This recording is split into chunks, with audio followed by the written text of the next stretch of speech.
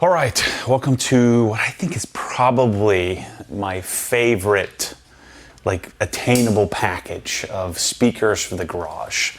This is where I got started. I started with the LYD 48s, and this was my first personal foray into doing something weird, doing some studio monitors in the garage, and I just have a real affinity for this setup.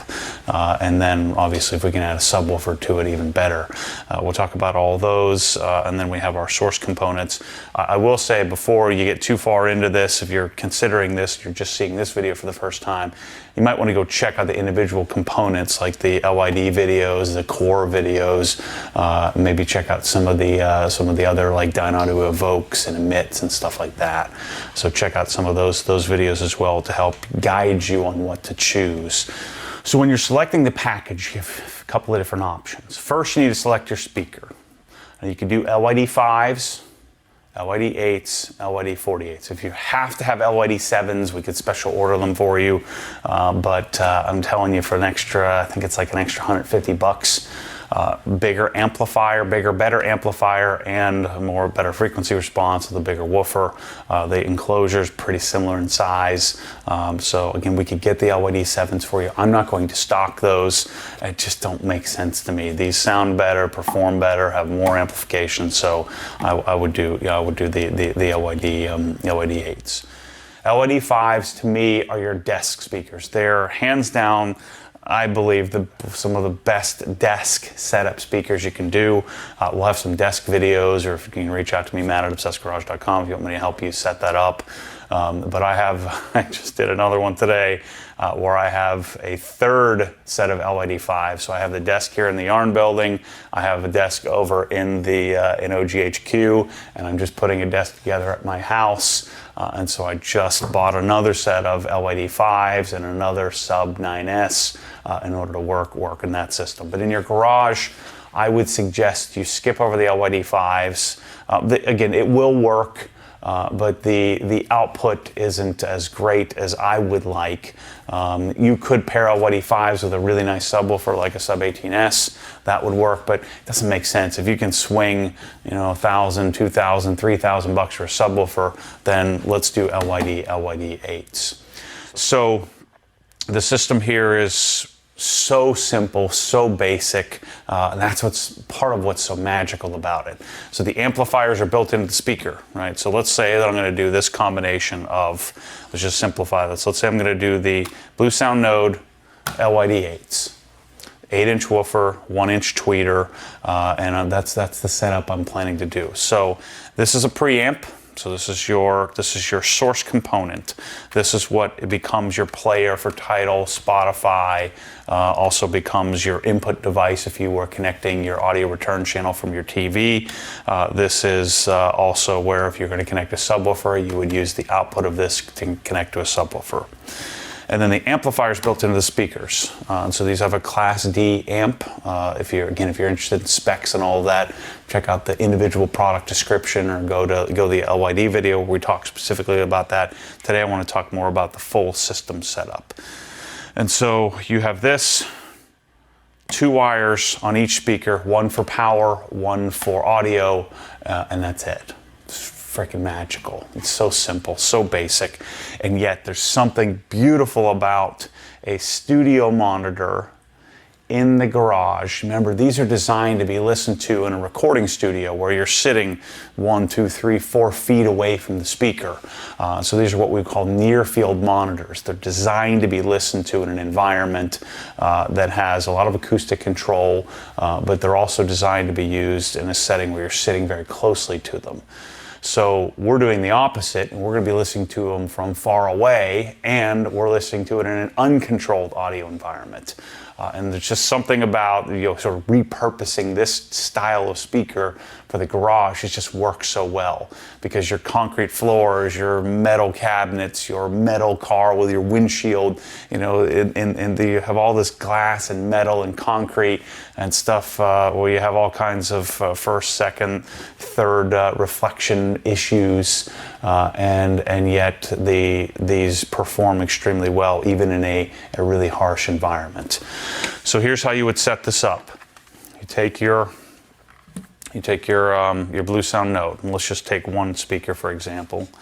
Now, the output of this is RCA, or a regular traditional blue and red RCA connection. The input on this, the LYDs are different from the core series, which would be the series up from this, and that LYDs do have an RCA connection, but they also have an XLR. You're essentially rendering the XLR connection not as useful, but I'm still going to make the conversion. Part of this is to keep it simple for everybody as you're doing this. Also, partly, I think a lot of people will over time upgrade, and so you can keep the same cabling. And so what I'm going to do, we'll just set up one of these speakers to make it simple. I'm going to take, and we have this adapter that's included in the package. So if you select the Bluesound Node, we'll make sure this comes as part of the kit. And so this is my right speaker, and so I'm going to connect it to the red connection here. I'm doing everything backwards.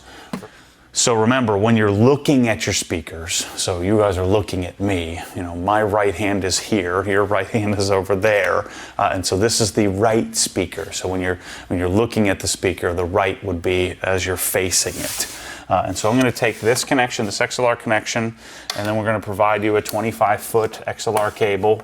These are, we'll be varying the cables we use. Right now I'm using Monoprice. We'll probably also have Metra as a replacement in the not too distant future, which may be a slightly better cable. I've tested doing some high-end like Megami cables that were 150 bucks, 200 bucks a piece. And I've noticed no real sound degradation. So I think that this type of connection isn't as important. If you would have told me that 20 years ago when I was selling interconnects, I would have said you're crazy. You need the best interconnect you can get. So setup on this, we'll segue to how to set this thing up here in a second, but that is the only connection. So you do the same thing for the left speaker as well. So that's our entire system. This plugs into the wall, this plugs into the wall, this plugs into the wall. So you have 1, 2, 3, 4 cables and a power cord. You have 5 total cables with these 2 little baby adapters. And you're fully functional, fully set up, fully ready to go. All you have to do is connect your phone and you're operational. Now the LYDs have a few settings as well. I'm gonna reach around here. Your sensitivity setting, I would generally run, just kind of play with this. I think I've been running these at +6. That's the input sensitivity. I always run them at dark. So there's dark, neutral, and bright. What this filter does is shifts the frequency response down 1.5 decibels. It removes 1.5 dB at 20,000 hertz and adds 1.5 dB at 20 hertz. And so it improves the frequency response a bit. And then your sensitivity, your bass extension filter, just depending on how you're going to run these. If you're going to run them primarily at low volume, you would set it to +10 hertz. If you're going to run them at high volume all the time, you may want to run them at -10 hertz. I run them flat at 0 because I'm generally listening to them at moderate volume. And so the +10 is if you find yourself listening at really low volumes all the time, it helps it to sort of add a little bit more bottom end, but you can play with how that sounds. And then I run them in position free. They are rear ported. The crossover will, or the DSP in here will adjust a bit if you change it to wall. But I run it at free, dark, and 0 with +6 sensitivity on my Bluesound Node. And then I run this on, you can play with this. I run this on, I leave these on all the time. I'm sure that will hurt longevity for the amplifier. Standby, it probably takes about 15 seconds for it to power on. If you have a subwoofer, you'll notice the subwoofer powers on immediately, and then it takes 10-15 seconds for the speaker to signal sense, and then you kick on the amplifier and I guess power up the capacitors, or I don't know what they're doing. I guess there are no capacitors in or a few capacitors in a Class D amplifier. So that's our entire setup. Let me show you really quickly how to set up your phone. That takes a little bit more time. So again, very, very simple. So you're going to download the BlueOS app. Open the app, and it's going to be a blank screen. And so I'm going to go home. So I go to the home screen and I'm going to add a player and it'll search, looking for players. Boom, it sees the Bluesound node. I'm going to hit node here. And then it's going to ask you to do accessory setup. So it's going to connect to Wi-Fi. It's going to connect this to your Wi-Fi system. It's also going to search for any firmware updates needed. So it's telling me, there's my network, so I selected that. It's telling me, the name. I could rename the node if I wanted to here. It's asking me if I want a password. I don't really care. I don't have, apartment or neighbors or anything like that. It's going to mess with it. So I'm going to leave that alone. I'm going to click next. Now it's going to set up the accessory. It's going to set it up via AirPlay and connect to the device. Now, just because it's connecting to the device via AirPlay doesn't mean we're going to play. We're not going to use our phone as the player. We're going to use the node as the player. Once the update is done, then it asks you to go and you name your player. You name whatever you want. I'm just going to call it Garage. It's preparing. So it took 7 minutes to do the entire update from start to finish. Setup complete, finished. And then, so my player is here. So it says Garage node. And then if I go home and I hit the three lines, now I can set up and log into my music service. So I'm going to go music service, and then title is down here. So you could do Spotify, title, whatever you have, whatever you subscribe to. And I'm going to log in. I click title. Now I'm in title. The cool thing about the Bluesound app is that I'm able to, the playlists are actually, I think, better than it is in the regular native title app. And then the great part about this, if I'm going to play something, so let's say I'm playing Perfect Circle. So on the right side, it'll say CD quality or MQA. And so I go, and I'm going to play a song. Next thing you need to choose is what do you want your source component to be. So you can choose black or white Bluesound node. Remember, these have amplifiers, so I only need a preamplifier. So there's really only two choices here. Choose the node and what color you want. I would suggest you do white, believe it or not. The speakers as well, you can choose the color you want, white or black. But the black one, if you're never going to touch it, if you're ever going to touch the thing, believe it or not, the white will stay a little bit cleaner as long as you're not greasy finger touching it. There shouldn't be any reason why you're going to touch this thing anyway, even though it has controls on the top, simply because it you're going to use your phone for everything. Use your phone for that. Now, these have no room correction. You can adjust bass and treble. That's about it. I would run these flat on my LYDs and then adjust the settings on the back, which I'll show you in a second here. But these two are quite a bit simpler. Massive processing power inside of these. It's one of the most amazing streaming devices on the planet, if not the most amazing. You could connect HDMI, ARC, audio return channel, or eARC. You can change. You could connect with that. Also, subwoofer output says everything you need, with the exception of room correction capability. That's where the C685 comes in. Also, this sucker's in a bigger box, so you would assume that this C685 would have some better architecture, better internal circuitry. If you look at the backs of these, there's quite a bit more input capability as well on the C685, with also the capability to do and set up video switching as well with one of their MDC modules, where you could do 4K video pass-through, and if you wanted to have multiple video sources like Blu-ray and Apple TV on top of this, and then run a single HDMI out to your television. But the main reason why you buy the C685 is that it has Dirac room calibration, or room correction capability. So this does come with a microphone. You can then do multiple points. I run a wide image in the garage, so that way when you're walking around, you have some decent stereo imaging. It'll also help attenuate some of the frequency issues of the garage and make your system sound quite a bit better. The connectivity is a little bit different in that the C685 makes a direct XLR connection right to the speaker, but other than that, it's the system, the BlueOS application is going to be the same. The setup when you turn it on is going to be the same. The remote control or volume control from your BlueOS app will also be the same as the BlueOS. So the C685 setup is identical to the Node, with the exception of we don't need this piece. We don't need this adapter. I can take and connect after I screw my two antennas on, which you can choose to screw the Bluetooth on or not. I'm never using Bluetooth on mine, but you're not going to need this piece. We do not need this adapter because this left and right has XLR direct output. So I'm going to go direct XLR to direct LYD. That is another advantage of the C685 when connecting with studio monitors, is I'm getting the full functionality and capability of the sort of noise isolation potential of XLR. So this is a direct connection, not an adapted connection, which would be superior. So if you want the best sound, buy a C685. But it's $1,100 more today than a Bluesound Node is. So I know that's a substantial jump.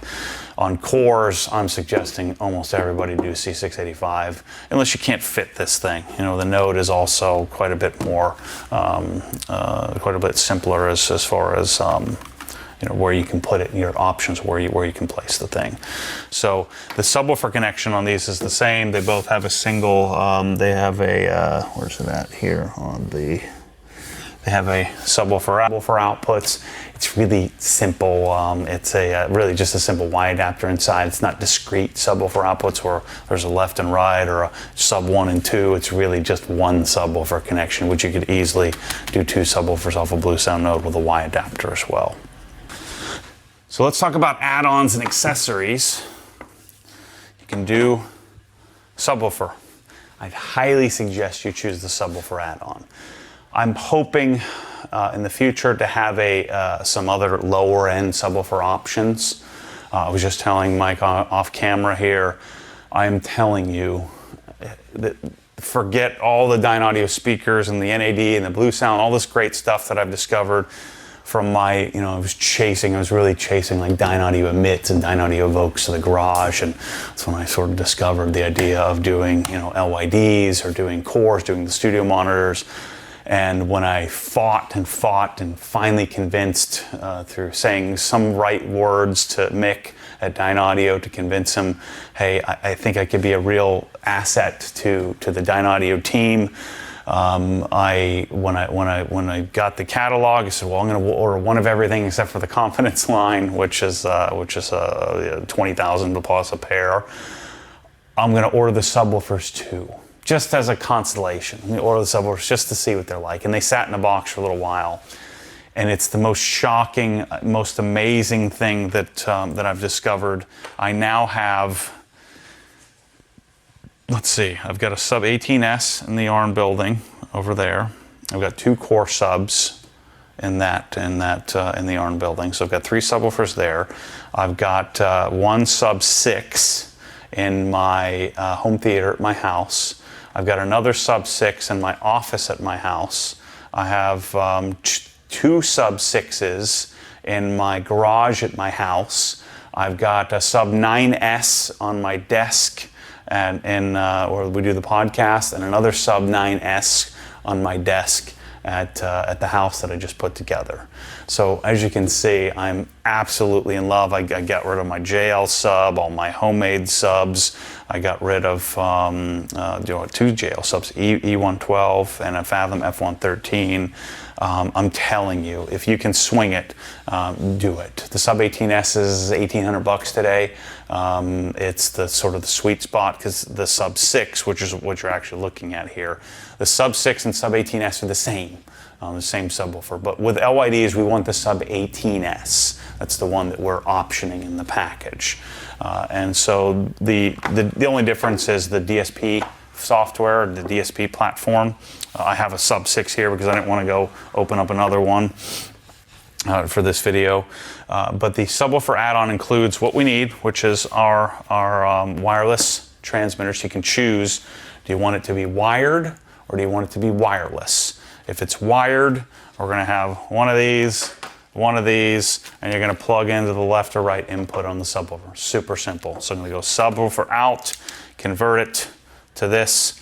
You need one of these adapters for the C685 and the Bluesound node. So I'm going to get lazy on here and just show you how to connect this. Connect to here, connect to here, connect to here, pick one, doesn't matter, done. That's my connection. It's preferred if you have room, like if your subwoofer's going next to the cabinet, and you can run behind the cabinet, or you've pre-wired for it, good to go. You could, use a RCA connection as well. Both the sub 6 and sub 18S, the back looks identical, so you can plug it in however you want. I would suggest that you avoid the sub 9S, is why I'm not including this. The sub 9S to me is a desk speaker in a small room to go underneath your desk. It doesn't have enough amplitude. At least I don't like it in a garage. You can do it if you want, but the sub 9S and sub 3, the smaller version, it's got a different excursion amount. The woofer doesn't have the same surround, doesn't have the same amplifier, not nearly as powerful as this guy, or certainly the Core, which is basically two of these.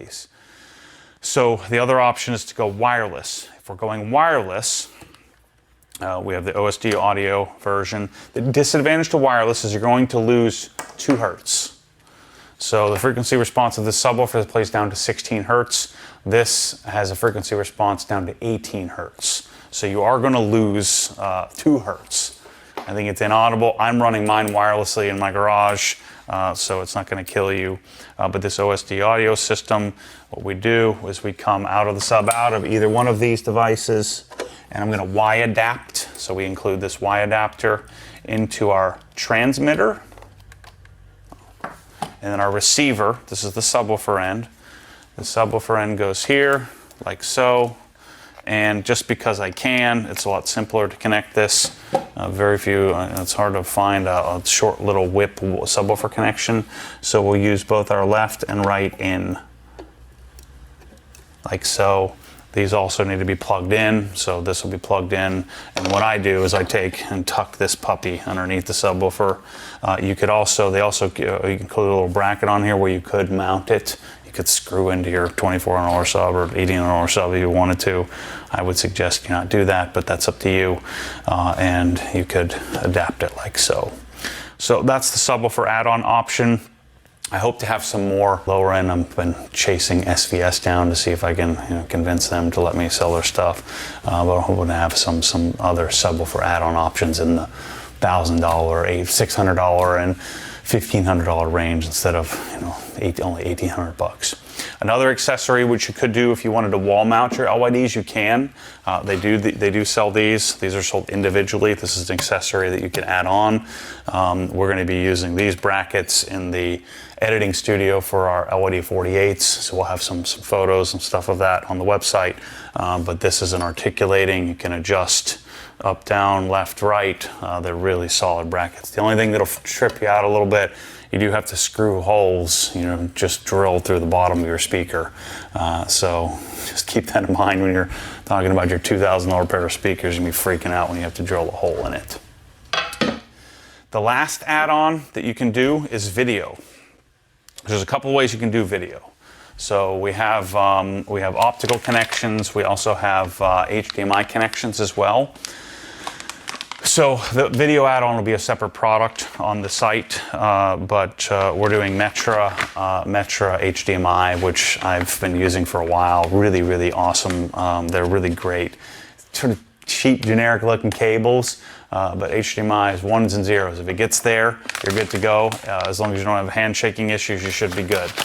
So with a Bluesound node, you can't. Let's say that the Bluesound node was here, and your speakers were over there, on the other side of the building. And you wanted to run an Apple TV.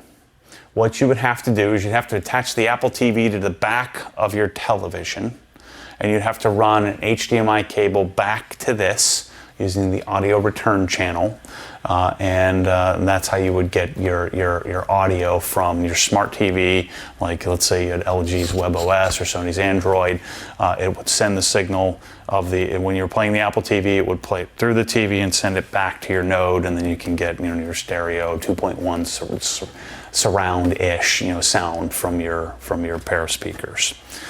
The other way to do it is to do some switching. So let's say, like at my house, I have the bigger version of this. I have the M33.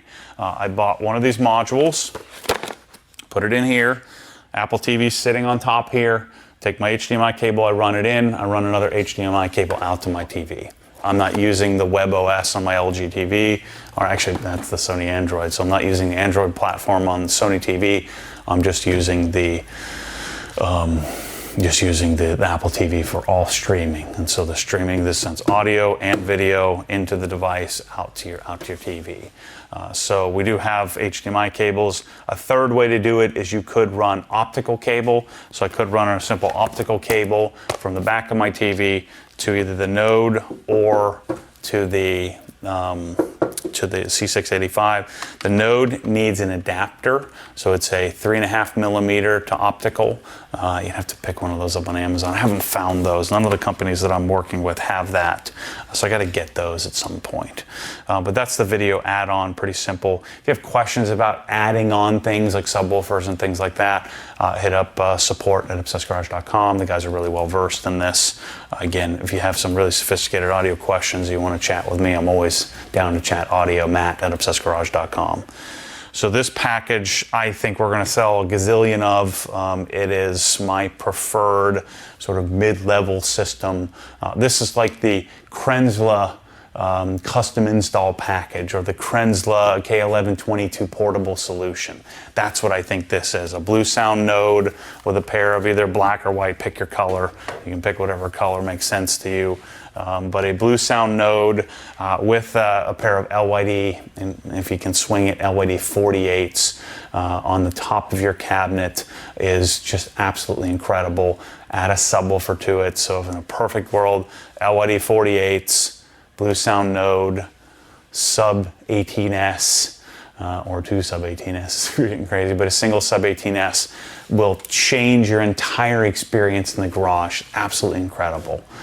So I cannot stress to you enough how freaking awesome it is.